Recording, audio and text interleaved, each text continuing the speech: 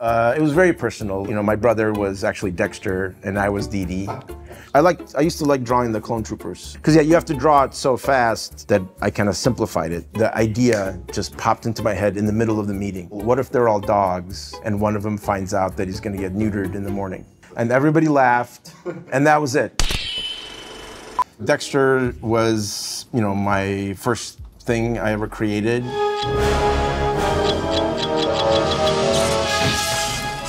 It was the beginning of my career without me knowing that I was going to have this type of career.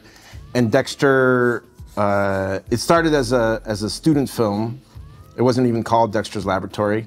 And I certainly didn't do it thinking that it would be a big success. I didn't even do it in school thinking it would be anything but a student film. As it turned out, it was the beginning of everything. Yeah, it started my career, started Cartoon Network in a way, and it was the beginning of everything, right? Because before Dexter, when I was working, nobody liked what I was doing.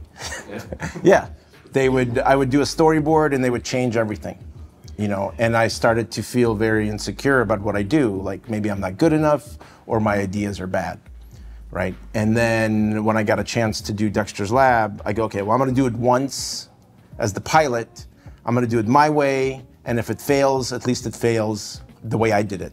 And that was what Cartoon Network back then was pitching. Like, you know, you do a short, but you do it. We're not gonna give you notes. So I did everything that everybody always changed. And it was it was exactly why I was successful. Lots of fun in the other dimension. Nothing to be afraid of. I'm not a big horror fan. Okay. But the one movie that I really liked was Army of Darkness. This is my boomstick! There's something very cartoony about it. And he's a fan of cartoons, funny enough, right? A fan of animation. So he structured his movies in like comedic sequences. And it wasn't about kind of the one-liners to a degree, but it was about a sequence that's funny and then you have funny jokes in it. And that was something that I recognized. I was like, oh yeah, this fits very well into what I'm doing, that it's very over the top, you know? And the more dramatic I could be, melodramatic, the funnier it feels, you know? So certainly that movie was an influence, you know? And then, but I mean, there's a lot of things that go into it, you know, a lot of influences as well. Oh, Dexter! Why are you being so horrible? Police, I do not have time for your tears. It was very personal. Like in a way, you know, my brother was actually Dexter and I was Dee Dee. Because when we were younger, like we didn't have a lot of money, and so we had these, like Star Wars figures. You know, when Star Wars came out, everybody had little Star Wars toys. And so we had one Stormtrooper, you know, one Han Solo, and maybe one more. And then we would play together, but I wasn't allowed to touch him. So like I was on the side watching while he was playing with all the toys. And so I think that was kind of the feeling of it, that I really wanted to play, and if he's not home, I'm not allowed to touch him, you know, even though they were our toys, you know, my parents bought them for both of us. So I think there was a little bit of that, but I always felt closer to Dee Dee than Dexter. If I can move this.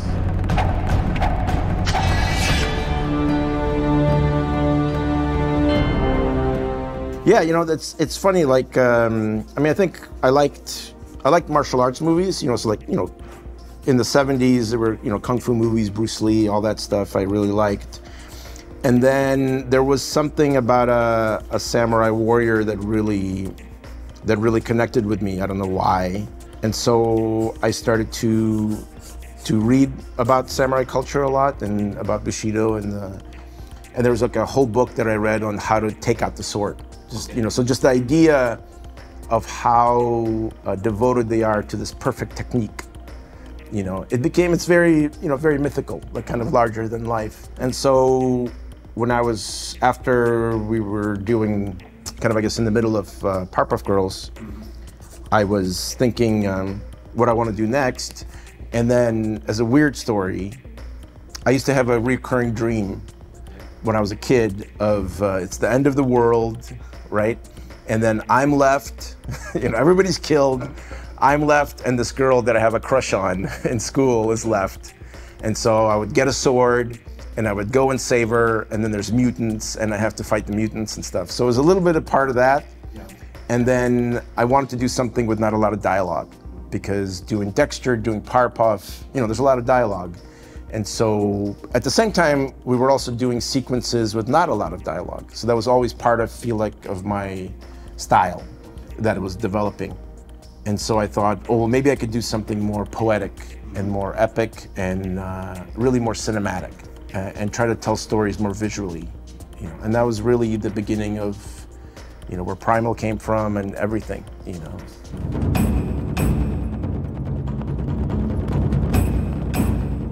You know, and in animation, it's very caricatured, right? So sometimes the emotional part is kept back. And so, and I looked at a lot of Sergio Leone films, right? And then he would keep the camera on Clint Eastwood for a long time. And you read all this emotion into it. And so then I thought, why can't I do that animation? We can draw something that has a lot of expression and emotion, and then I'm gonna keep the camera on it much longer than any other animated thing. And if I put the right music and we're telling the story the right way, then hopefully we can get that same result. You know, so then like one of my first drawings of this idea was, it was kind of like the logo, was just, it was just this super close up on his eyes. You know, and that was it. And then I was like, yeah, that kind of feels cool, and you know, we can draw it and add lighting and whatever, and that's where it all came from, you know, this visual style. And the way I pitched it to my boss, I pitched it as very highly stylized, and I said it's white versus black over red. You know, a white samurai with a white robe, black Aku, right, he's all colored, and then fighting over fire. Right, that was like the most iconic and minimal way to pitch it, and then he fights robots, you know, in the future. Yeah. Who dares to summon the master of masters? You know those Chinese masks? Yeah. Right. So the Chinese masks, they're like, I think they're performance masks, and they're very colorful. Right, and they have all these colors on it, and there was something about them that was magical. Sometimes they have wigs. And so I started doodling these masks, and then we finally fell on Aku. And then the horns are from Marvel Comics. Jack Kirby.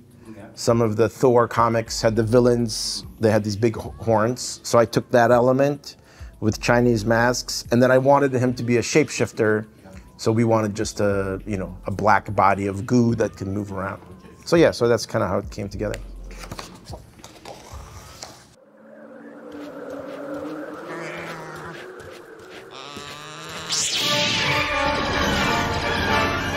We have to go back to 2003 or so, and there is no Star Wars content except for the movies, right? And it's opposite of what it is right now. They go, you know, can you make 1 minute episodes? That was the original pitch, right? And I said, well, 1 minute is a commercial, right? I don't want to do commercials for Star Wars. And so I said, I need at least 3 to 5 minutes to tell some kind of a story. And so they went back to George Lucas and they said, well, we've got Genndy and the team from Samurai Jack. And he's like, oh, I like Samurai Jack. They can have 3 to 5 minutes, you know, which was amazing. And really the real truth behind it was his son liked Samurai Jack. So don't tell that to anybody, but you know. And so I haven't drawn Star Wars in a long time, so I don't know what's going to come out. But that was the beginning of it. And so yeah, we were all very nervous, and Paul Rudish, who designed all the characters, he was a big Star Wars fan, and he kind of didn't know what to do initially, like what are we going to do? And we had 2 weeks to develop the whole series. And I was like, oh my God, you know, and you can't, you know, we had all these rules. You can't, because it was in between the second movie and the third movie, you know, after Clone Wars. And you can't progress the story. You can't do this, you can't do that. And then I thought, oh, And I'm kind of a World War II history buff. Like, you know, I'm very interested in what happened around the world. And I was like, oh, well, Clone Wars is that. You know, it's battles all over the world, all over the galaxy. And we're gonna drop in and see all these battles. You know, so like the invasion of Normandy or, you know, whatever, D-Day. And we're gonna do that in the Star Wars universe. And so we decided, like, look, we're making this for us. We're true Star Wars fans, and we're gonna do it right for us. And if we like it and if we believe in it, then hopefully other fans will like it, right? Because you don't know what anybody likes. You have to be sincere to what you like.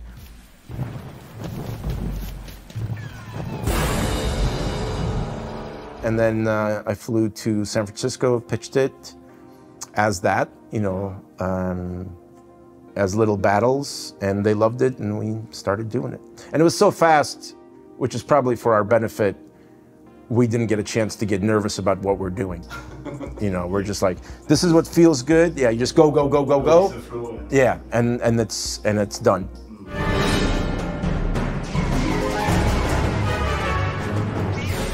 I used to like drawing the clone troopers. It was basically, like, I remember breaking it down, you know, because in animation you have to go so fast, right?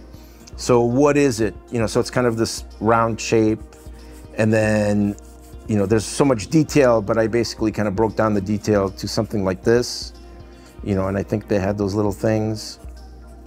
And so it kind of became this very simple uniform. Because yeah, you have to draw it so fast for animation and for storyboarding that I kind of simplified it to as best I could.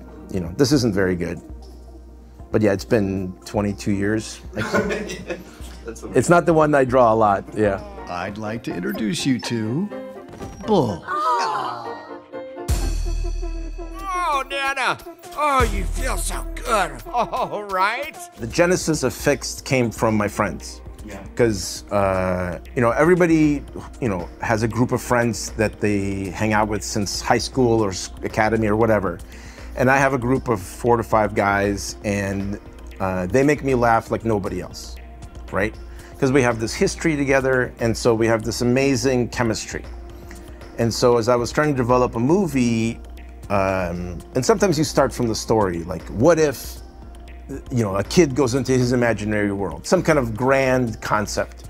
And I thought, well, at the end of the day, we love characters, right? So, and I love my characters that are my friends. So I had this idea, well, what if I made them like animals? That's how it started out with. And it was called Buds, just about these friends. And I would try to get our chemistry translated in a bigger way into a movie, you know?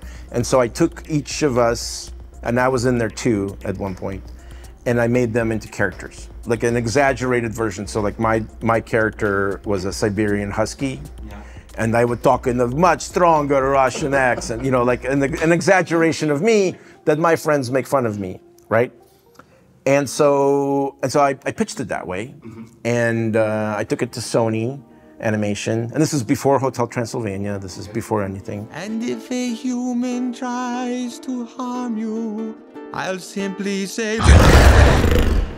And they liked it. She liked the idea of it, and it would be adult. And at the time, I just had like a road trip story, right? And then in that room, she goes, well, you know, I like the idea of these, you know, strong characters, but you still need a concept to wrap these characters around. And it very random happens this way. Not random, very rarely happens this way. And the idea just popped into my head in the middle of the meeting. You know, I go, well, what if they're all dogs and one of them finds out that he's gonna get neutered in the morning? Fuck me. And everybody laughed, and that was it. Like, this has never happened to me like that. Like, you sell something in the room like that. And that was it. That was the beginning of it all. And then we started writing and trying to figure out and how to do it. I think the most challenging part about it was, well, number one, it's a comedy, right? So it's trying to make it funny is very hard. You know, going through the Hotel Transylvania movies was very challenging because you're trying to make it funny and entertaining, and it's got to have heart. And so this was like, okay, now we're making it for adults, right? For kids is one thing, because you can rely on physical humor a lot, right? For adults, it's got to be a little smarter, still raunchy in a way, and where's the humor going to come from? You know, like I don't like pop culture humor. Okay. I like character humor. So we worked at it and we found kind of our tone with it. And then when we had preview screenings to hear an audience laugh, you know, at all the right spots, it's pretty fantastic. Thank you.